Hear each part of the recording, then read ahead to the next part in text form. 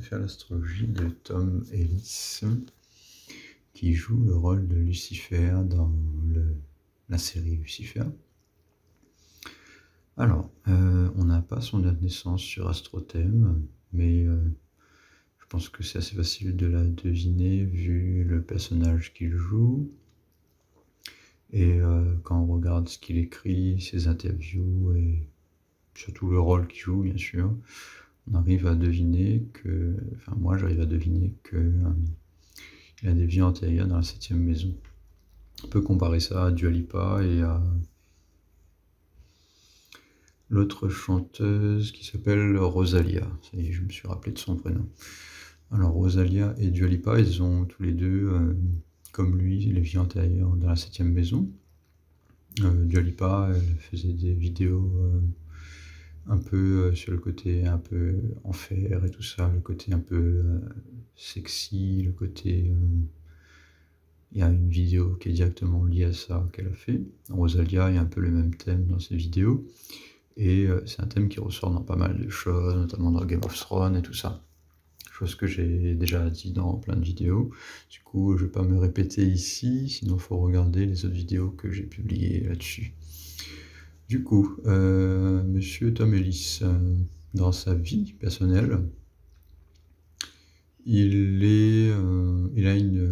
ça ressemble beaucoup à le rôle qu'il joue en fait. Sa famille vient d'une famille de croyants qui pratiquent, qui sont des pasteurs, je crois, ou des prêtres. Je pense que c'est plus des pasteurs vu qu'ils sont en Angleterre.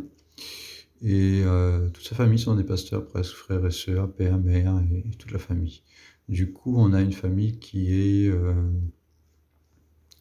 chrétienne et qui est très, comment dire, croyante. Du coup, on a un thème de spiritualité chez eux. Et du coup, on retrouve un peu le même thème que dans... Enfin, lui, il n'est pas spirituel, mais sa famille, elle est spirituelle. Parce qu'en fait, il est en déconnexion quand il y a ce point d'éclipse dans ce sens-là. Il y a une déconnexion entre lui et sa famille. Parce qu'il est un peu vu comme un outsider, quelqu'un qui vient de l'extérieur. Et d'ailleurs, il va aux États-Unis travailler. On a ce thème-là de quelqu'un qui vient d'ailleurs, l'étranger. Ici, la 7e maison, ça représente aussi l'étranger, les gens qui ne sont pas d'ici. Du coup, lui, il n'est pas vraiment chez lui à Londres, et je pense qu'il est rejeté par sa famille comme l'acteur lui-même, le rôle qu'il joue. C'est-à-dire que le rôle qu'il joue, il est banni du royaume de son père, le royaume de Dieu. Et du coup, le royaume de Dieu, c'est la première maison. Ça représentait pas la première maison, c'est la maison spirituelle de qui on est vraiment et tout ça. Du coup, lui, il a un énorme problème ici parce qu'il y a le point d'éclipse et Saturne. Quand on a le point d'éclipse et Saturne dans une maison, on a vraiment beaucoup de problèmes avec cette maison-là. Avec cette maison-là, pardon. Et du coup, lui, c'est son plus gros défaut, en fait, c'est qu'il ne sait pas qui il est, il a du mal avec sa personnalité, et ça se voit beaucoup à travers la série qu'il joue. À un moment, il se transforme en démon, de temps en temps, on voit... dans la réalité, comment ça va se voir, ça, c'est quelqu'un, si on arrive à voir les auras et la manière que la personne est émotionnellement, physiquement, ça va se voir à travers l'aura, une sorte d'aura un peu noire, ou quelqu'un qui a eu beaucoup d'événements traumatiques dans sa vie. Et du coup, on va avoir une certaine aura un peu noire, ou des difficultés qui vont ressortir, peut-être gris ou noir, mais quelque chose qui va être un peu une aura maléfique sur lui, en fait. Dans la série, bien sûr, c'est caricaturé, donc il se transforme en démon, c'est Lucifer, donc il a l'apparence parfois d'un démon. Mais il y a quand même une part de spiritualité quand même, parce qu'il va quand même un peu dans la première maison, même s'il est très très effrayé par ça, parce qu'il y a d'autres placements au toit qui aident. Mais ça, je vais parler après, parce que c'est assez compliqué. Mais déjà, par rapport à son vécu, on a quelqu'un qui a été banni, Dans la réalité, lui, je pense que par rapport à sa manière d'être, et vu le rôle qu'il joue, déjà là, par rapport à la série, sa famille sont des croyants. Lui, il joue le rôle du démon de Lucifer, qui est très souvent très mal vu, par les chrétiens. Mais il y a quand même une acceptance quand même de sa famille, de ce que j'ai compris, parce que, bah, il y a quand même une part de spiritualité dans la série, parce que Lucifer n'est pas non plus totalement, démoniaque. Il y a quelqu'un qui cherche quand même sa spiritualité, il cherche à retrouver le contact avec son père et sa famille spirituelle, son frère au début qui revient. Donc on a quand même un passage, on a quand même un échange entre la septième et la première maison. Ce qui est très rarement le cas quand on a Saturne et le point d'éclipse à un endroit. Mais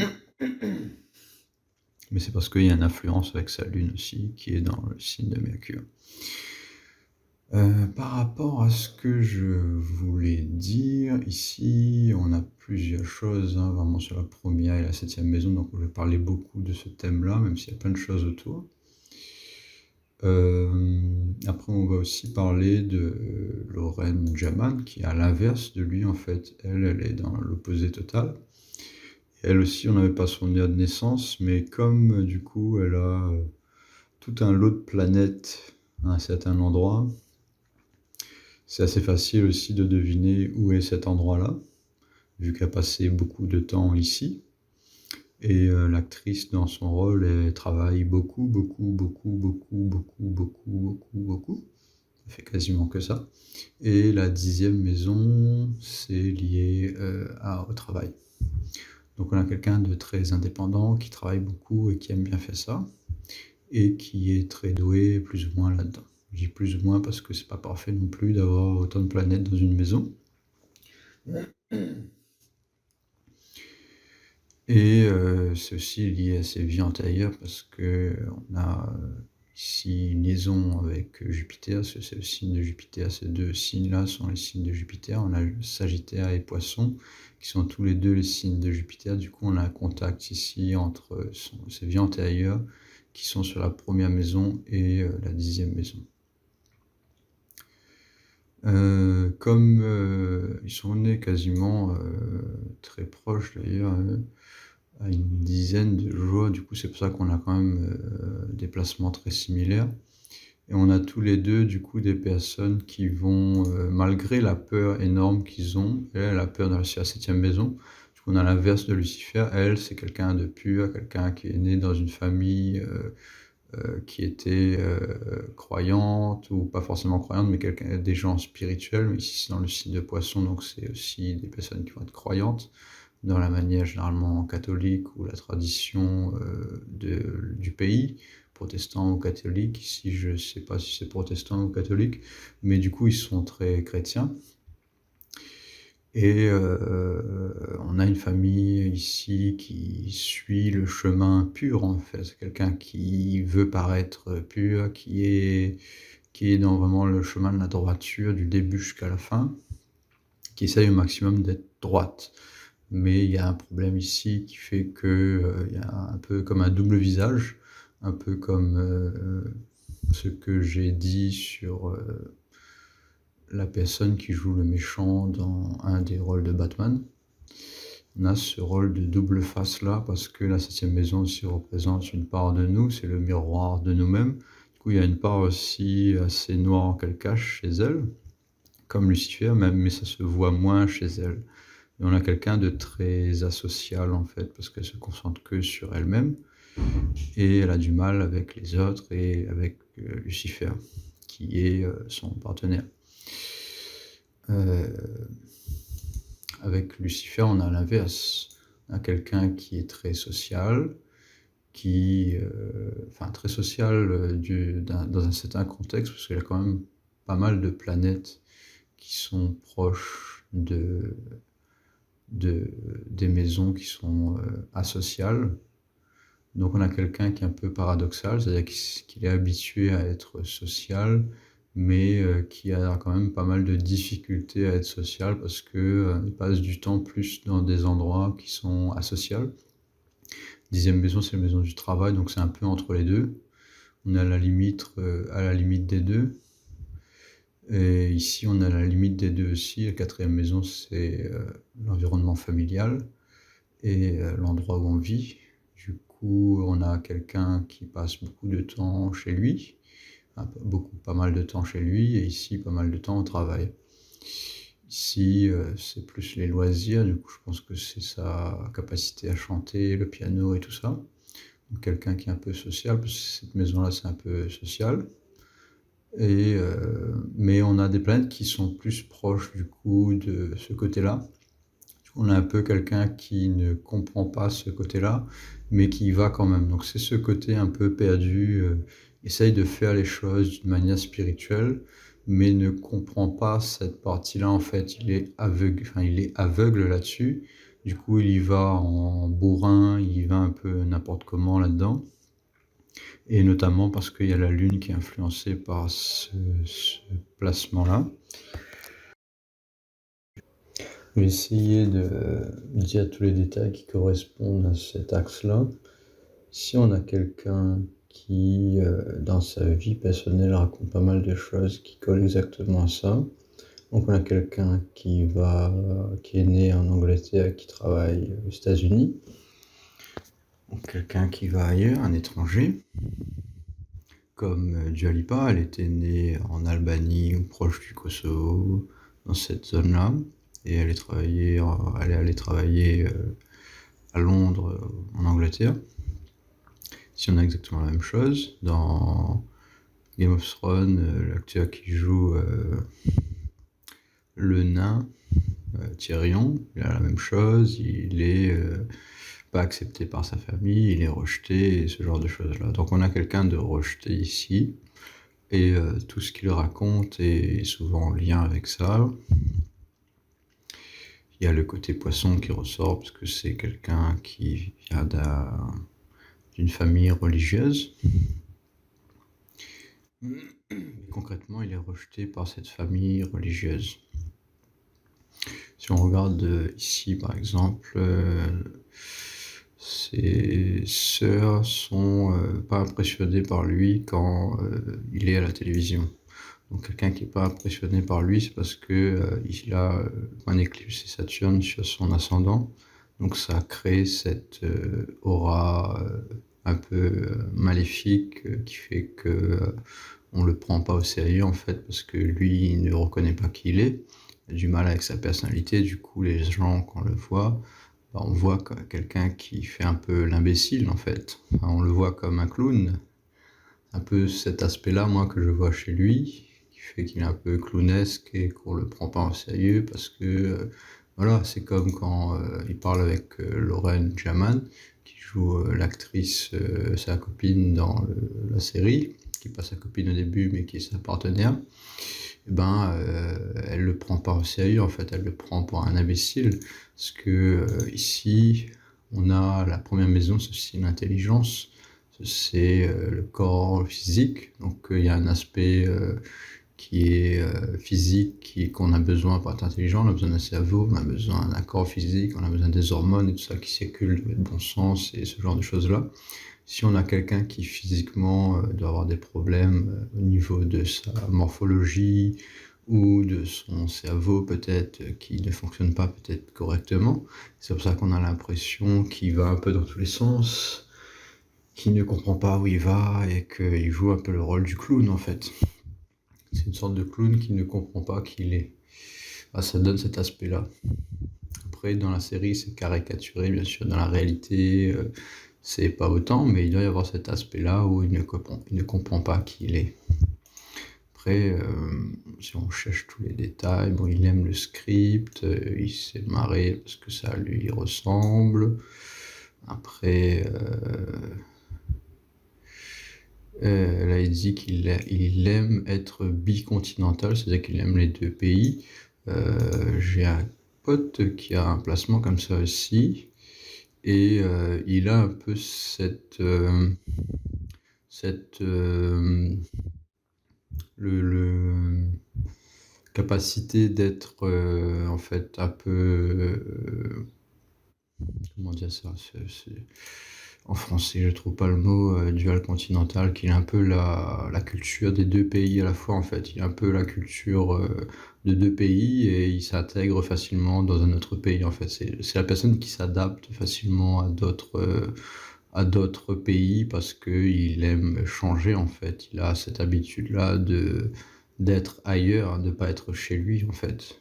La septième maison représente l'étranger, donc lui-même est un étranger et il aime être l'étranger, en quelque sorte, l'opposition. Quand lui il joue le rôle de Lucifer, il est un dieu parmi les hommes. Il est un étranger, il n'est pas chez lui, il est une autre race, il n'est pas vraiment humain, donc il est totalement déconnecté des gens qu'il est avec. Pas vraiment, c'est un peu comme un super-héros, il serait un peu invincible en fait, lui, et il n'est pas du tout connecté avec les autres. Donc on a une déconnexion entre lui et les autres.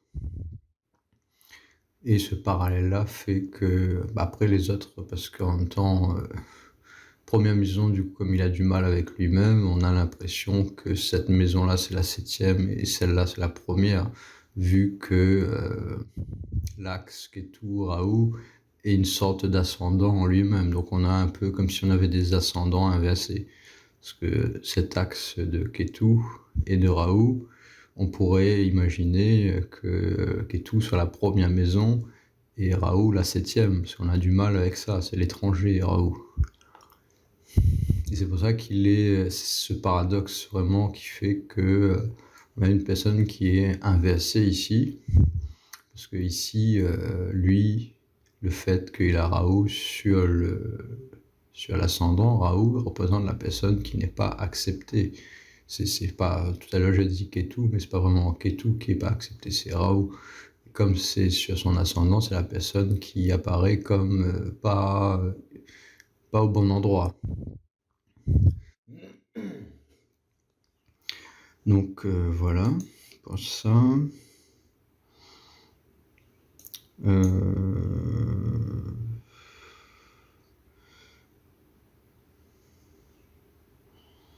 Donc là, ils ont des problèmes avec ça, mais c'est pas vraiment important.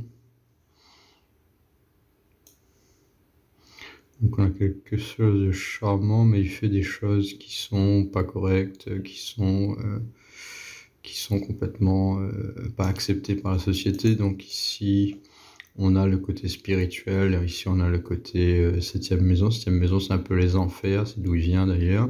Il a été rejeté là-bas dans les enfers. Donc on a vraiment le thème direct des enfers. Après, dans la réalité, ça va pas vraiment être les enfers, c'est toutes les choses qui sont un peu mal vues par la religion en général. C'est-à-dire aller en boîte de nuit, faire la fête, avoir des relations sexuelles un peu avec tout le monde, et exactement ce qu'il fait lui dans la série, c'est-à-dire qu'il fait toutes les choses qui sont mal vues par la religion, il les fait tous, en fait, il fait tout, plus ou moins tout ce qu'il faut pas faire d'un point de vue religion. On a quelqu'un qui est totalement opposé à la spiritualité, mais après pas complètement non plus, parce que il a quand même il y a une part quand même de spiritualité. Donc on a un peu un paradoxe un peu aussi ici, c'est que le maître de cette maison, qui est le signe de Poisson, donc, est géré par Jupiter. Jupiter, il est dans la 12e maison.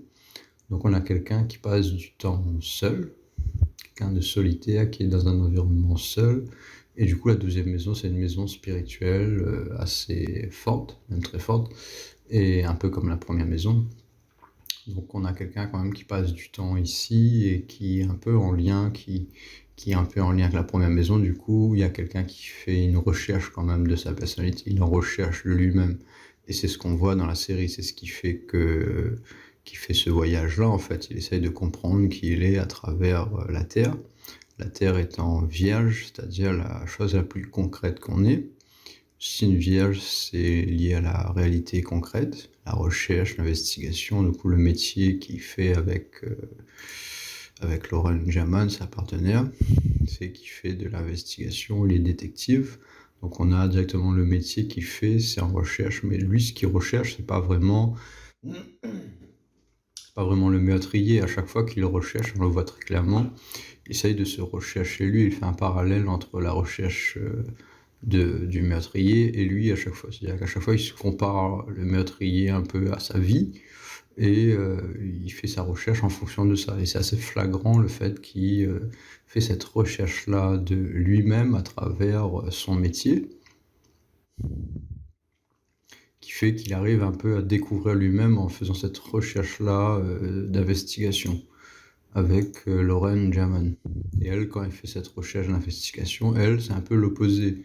C'est-à-dire qu'elle, elle est dans sa vie, elle, un peu égoïste, on va dire, c'est-à-dire qu'elle se concentre que sur elle-même. Et quand elle fait sa recherche d'investigation, elle découvre des choses sur le monde de la vie, en fait, terrestre, c'est-à-dire tout le côté que Lucifer embrasse, de pleine sans gêne. Elle a du mal avec ça. Et du coup, quand elle fait son partenariat avec Lucifer, elle découvre ce monde-là de choses qui sont pas très jolies, quoi. Selon la religion qu'on a. C'est-à-dire toutes les normes au niveau social, de pas sortir tout le temps en boîte. Elle sort jamais, en fait. C'est quelqu'un qui a du mal à sortir. À un moment, ils arrivent, il y a un épisode où elle sort et elle s'amuse. Et c'est un peu la première fois pendant au moins 5-6 ans qu'elle sort et qu'elle va en boîte, quoi. On a là quelqu'un qui s'amuse jamais, qui prend jamais du temps pour elle-même. Et c'est aussi important, la septième maison, de prendre du temps de s'amuser. Parce qu'il faut qu'il y ait un équilibre entre les deux. Ici, on a deux personnes qui sont déséquilibrées parce qu'ils ne prennent pas de temps, soit dans le côté spirituel, et soit qui ne prennent pas de temps dans le côté relationnel. Mais tous les deux sont nés plus ou moins dans la même 11 jours après, donc on a beaucoup de planètes qui sont un peu placées pareil. Du coup, elle, de la même manière,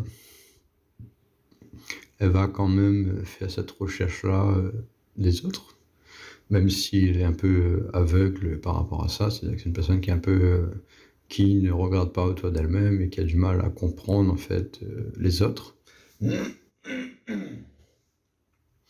Il y a même une série qui est jouée par Ben Affleck où il est aveugle carrément. Caricaturellement, en caricature, ce placement-là peut donner quelqu'un d'aveugle en fait. Il joue le rôle de l'aveugle. Ben Affleck qui joue dans Daredevil. Daredevil, apparemment, de ce que j'ai compris dans la série qu'il joue, est aveugle et donc il ne voit pas les autres. Carrément. Donc là, c'est carrément directement dans le caractère du personnage, c'est directement quelque chose qui est dedans. Ici, on va voir quelqu'un qui a du mal à comprendre les autres, mais qui est beaucoup en recherche, paradoxalement, de ça. Parce qu'elle a un Mercure très fort, notamment dû au fait que c'est un truc particulier ici, en fait, le fait que Mercure est très proche de Mars. Des fois, quand il y a des planètes qui sont très proches, il y a une guerre qui se passe entre les deux planètes, et il y a une planète qui gagne et qui récupère toute l'énergie de l'autre. Ici, on a son Mars qui est très faible, parce qu'il a perdu l'énergie que Mercure a gagnée dans la guerre. Du coup, son Mercure est très fort. Et c'est ce qui fait qu'elle est très douée dans son métier d'investigatrice, de détective. On a quelqu'un qui est qui a un très bon Mercure, qui est un très bon détective, recherche du détail et ça. Donc dans son métier, elle pratique la recherche des détails. Sauf que ici, dans le signe de Vierge, on a ces deux planètes-là qui fait qu'elle a quand même beaucoup de difficultés à comprendre ce qui se passe quand même, malgré ce Mercure qui est très fort. Donc on a ce parallèle-là où on a quand même quelqu'un qui va chercher le côté Mercure, qui est son côté le plus difficile et qui est vraiment là où elle a une peur énorme. Elle a une peur énorme des gens en général, je pense, quelqu'un d'asocial. Et dans l'interview que j'ai vue, dans les 30 premières secondes, on voit quelqu'un qui n'est pas social du tout. quelqu'un qui dit à peine quelques mots pour se présenter et qui passe la main à l'autre pour que l'autre se présente. Donc on a quelqu'un qui est très asocial. Contrairement à Lucifer, Lucifer il se connaît pas trop lui, enfin, il a du mal avec sa personnalité, donc on a ce paradoxe-là. Mais quand il fait ses interviews, il est très calme quand même pour quelqu'un qui a des problèmes autant énormes dans sa personnalité. Quelqu'un qui est assez calme, on va dire pas très calme, mais qui est assez calme et qui arrive à faire l'interview assez naturellement quand même. Même s'il a ces problèmes-là d'anxiété et qui a un manque de confiance en lui et que sa lune est aussi affectée par Saturne et le point d'éclipse. Si on a quelqu'un qui a des anxiétés émotionnelles et qui a un soleil qui est quand même assez faible aussi, parce qu'il manque pas mal de points, parce qu'il est né la nuit, donc le soleil est proche de la 4e maison, donc on a un soleil assez faible, et en point aussi, enfin signe, soleil en scorpion n'est pas très fort souvent parce que c'est à côté du point de débilitation en balance. On a un soleil qui est très faible, et ça dans sa vie, ça se voit pas trop parce que c'est quand même sa planète personnelle, donc il le développe quand même, mais dans la série ça se voit de la manière où il est un peu dépendant, enfin il est un peu esclave de ce que la vie lui a donné comme place, c'est-à-dire son père lui a dit d'aller en enfer, du coup il était obligé d'obéir, même s'il s'est rebellé, il a fait plein de choses, machin, donc il y a ce côté rébellion parce que c'est sa plainte personnelle, du coup il va essayer de se rebeller et de trouver sa propre place, mais il a beaucoup de difficultés à le faire, il est souvent quand même esclave soit de son frère, soit de son père, ou soit de... Enfin, il n'est pas maître de sa destinée. Donc on a quelqu'un qui manque un peu de force au niveau du soleil. Enfin, un peu, quand même pas mal, beaucoup, mais qui est quand même réduit par rapport au fait que c'est sa planète personnelle. Et donc voilà, pour ça.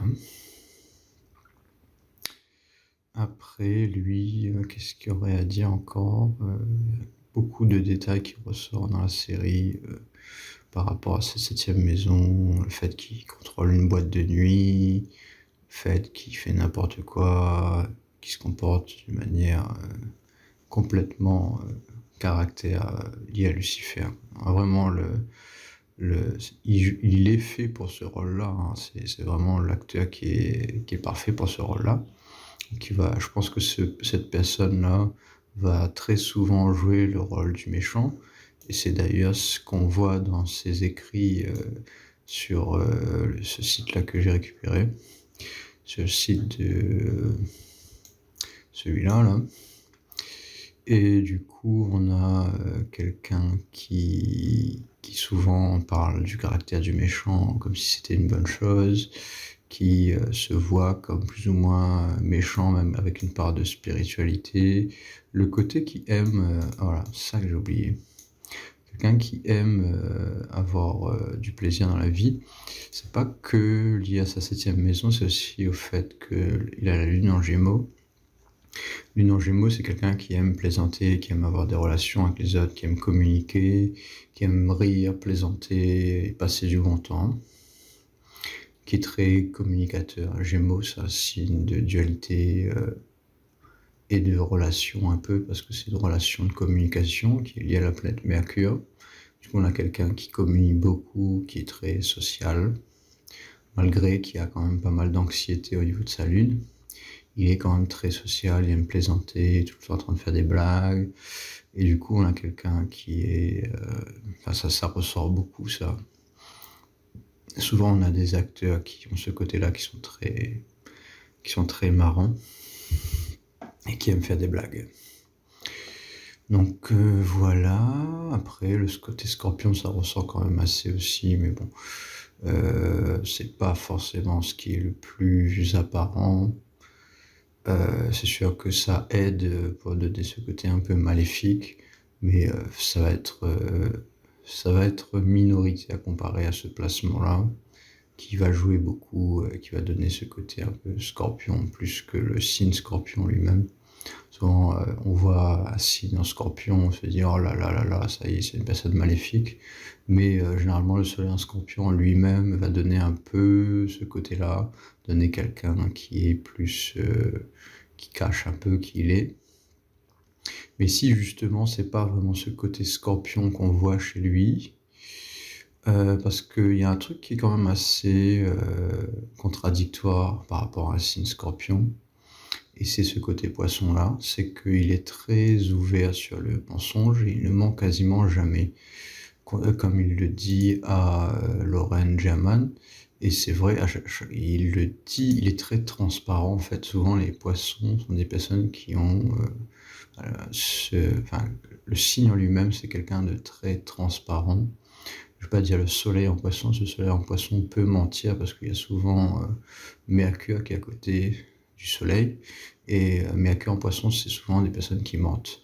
Mais ici, le placement lui-même de Ketu en poisson, c'est des personnes qui sont très ouvertes, qui vont dire vraiment ce qui se passe dans leur vie, et qui ne vont pas mentir sur qui ils sont.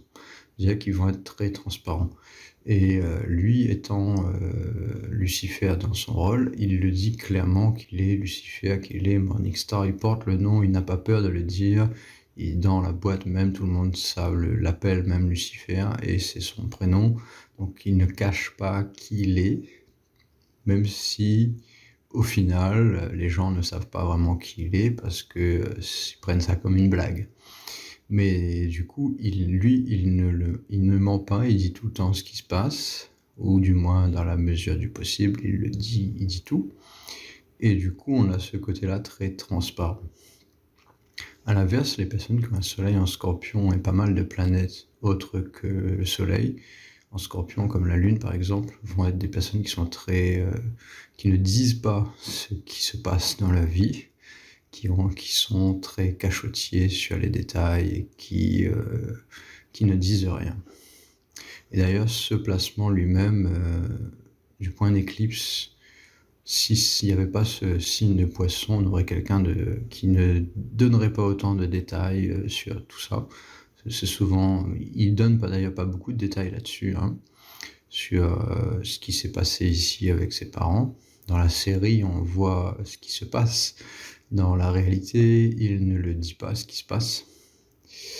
Il le cache et enfin, il ne montre pas tous les détails là-dessus. Et je pense que dans la vraie vie, il doit y avoir pas mal de choses qui s'est passé ici, hein. Et du coup, on n'est pas non plus totalement dans le poisson, personne qui s'ouvre totalement, parce que y a autre chose autour, bien sûr. Et le signe de poisson lui-même dépend de Vierge, parce qu'il y a un parallèle entre les deux. Pour être complètement transparent, il faut savoir parler, il faut savoir utiliser son Mercure. Du coup, le fait qu'il a la Lune en Gémeaux, ça aide beaucoup, mais on a, comme je l'ai dit au début, on a ce placement-là qui fait qu'il a beaucoup de mal avec ce côté Vierge, ce côté recherche, et ce côté avec lui-même, cette part d'ombre qu'il a à l'intérieur de lui.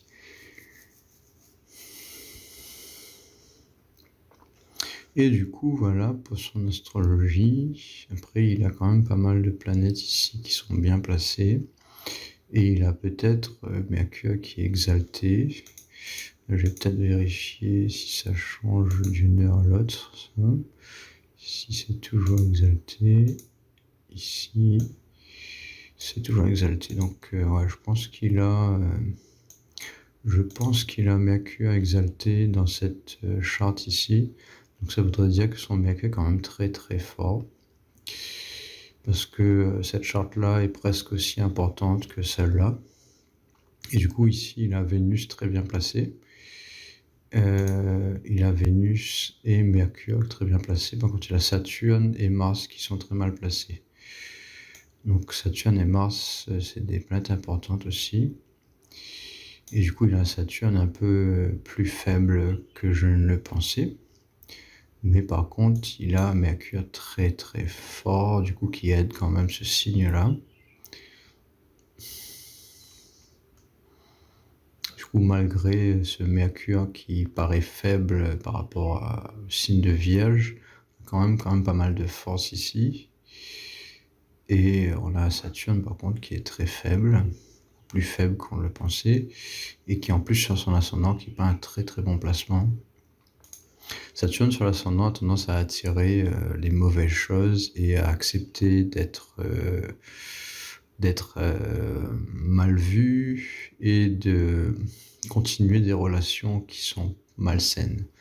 Saturne sur l'ascendant va souvent entretenir des relations malsaines et va avoir du mal à refuser les personnes malsaines dans sa vie. Et avec le point d'éclipse ici, ça va être encore pire. Mais ça a donné l'impression que c'est quelqu'un... moi, le point d'éclipse sur Saturne, c'est un peu paradoxal. Et c'est un des trucs les plus difficiles à comprendre parce que Saturne, c'est l'ego et c'est tout le temps paradoxal. Il y a tout le temps... Saturne, c'est une des planètes les plus difficiles à comprendre. Parce que c'est la planète la plus paradoxale, on va dire. Et du coup, on a ce paradoxe-là souvent chez les personnes qui ont Saturne sur l'ascendant. Par exemple, Britney Spears, elle a Saturne sur l'ascendant. Et si on l'écoute parler quelques minutes, on voit quand même un décalage entre ce qu'elle dit et ce qui se passe dans sa vie, qui est vraiment un décalage assez énorme. Ici, on va avoir ce thème-là aussi, mais avec le point d'éclipse, ça va être encore plus difficile à comprendre parce que ça va exagérer ce trait-là de Saturne.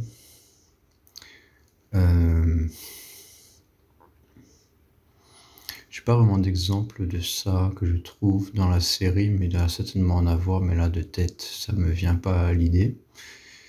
Ça me vient pas à l'esprit. Mais bon, voilà. Je pense que j'ai déjà quand même fait pas mal là-dessus. Et on a ce paradoxe-là, bien sûr, avec Lauren German. Je pourrais expliquer un peu plus aussi ça. On a en gros deux personnages qui sont complètement opposés. On va souvent avoir ça chez des partenaires qui font des séries caricaturales avec avec des personnages complètement opposés dans la manière d'être. On va souvent avoir des points d'éclipse qui sont dans des directions opposées. Et c'est ça aussi qui m'a mis la puce à l'oreille de mettre ici son point d'éclipse dans l'autre sens. Et dès que j'ai mis dans l'autre sens son point d'éclipse par rapport à Lucifer, ben on voit ici que ça colle parfaitement. Donc c'est pas très difficile du coup de deviner l'heure de naissance à 2 heures près pour avoir l'ascendant, quand on a déjà fait celui de son partenaire. Mais bon, après c'est pas toujours le cas. Parfois ça peut être un peu à côté, ça pourrait être peut-être par exemple ici. Parce qu'ici, on a quelque chose de similaire, on pourrait avoir ce placement-là qui serait pas trop différent. Ici, on aurait quelqu'un qui serait plus dans le travail, mais un peu plus spirituel. Mais ça serait toujours lié au travail, donc on pourrait avoir ce placement-là, à vrai dire, qui serait pas non plus... Mais je pense pas que c'est celui-là, parce que la 6e maison, ça ferait qu'elle aurait un problème avec son travail, elle aurait du mal à travailler, et elle n'a pas beaucoup de mal à travailler. Donc ça bloquerait une maison qui est importante pour le travail. Donc je pense pas que c'est ici. Par contre, lui, je pense que c'est dans la 6e, la 12e et la 6e maison. Parce qu'il y a un moment, il a un problème de santé où il perd ses ailes et il perd un peu sa divinité quand il vient sur Terre. Donc on a peut-être ça chez lui. J'ai pas trop regardé non plus, j'ai pas trop cherché. Et Jupiter sur l'ascendant, ça collerait parfaitement avec quelqu'un qui se voit comme quelqu'un qui est très bon et qui aime aider les autres. Le soleil en Lion, ça ferait un peu la même chose. Et la peur de ne pas réussir parce que le point d'éclipse est à côté du soleil. Quelqu'un de très religieux, la 12e maison, religieux ou spirituel. Et je vais pas faire le reste, ça fait beaucoup trop sinon. Donc voilà pour l'astrologie de Lucifer et quelques-uns des personnages dans la série.